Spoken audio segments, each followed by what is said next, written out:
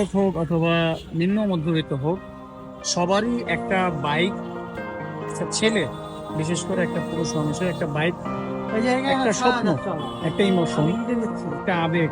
যে যাই বলুক ভাই, যত টাকা পয়সাওয়ালা হোক, গাড়িওয়ালা হোক, মার্সিডিজ চালাক, প্রত্যেকের একটা স্বপ্ন যে আমার একটা বাইক থাকুক।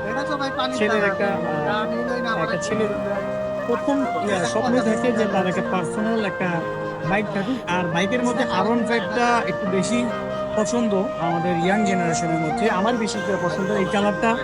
আমার 2019 সালে এই কালারটা, আমি আমার কথা বলি, 2019 সালে আমার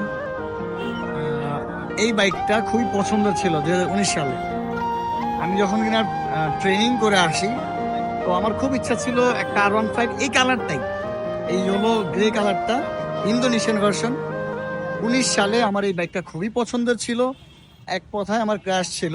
কিন্তু আমার এটা কম ছিল দেখা এই বাইকটা আমি কিনতে পারিনি। একটা 4B কিনেছিলাম আমি, আমার মা আমাকে টাকা দিয়েছিল, এই 4B বাইকটা আমি কিনেছিলাম। আর এখন আলহামদুলিল্লাহ আল্লাহ পাক আমাকে সামর্থ্য দিয়েছে এই বাইক কেনার জন্য।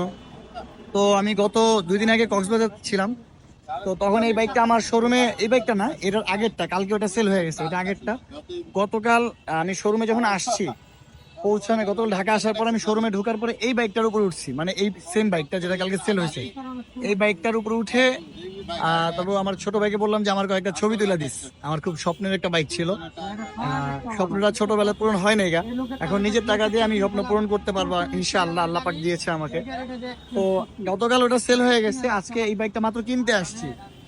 এই যে এখানে টাকাগুলো, এই বাইকটা এখন কিনতে আসছি আমি।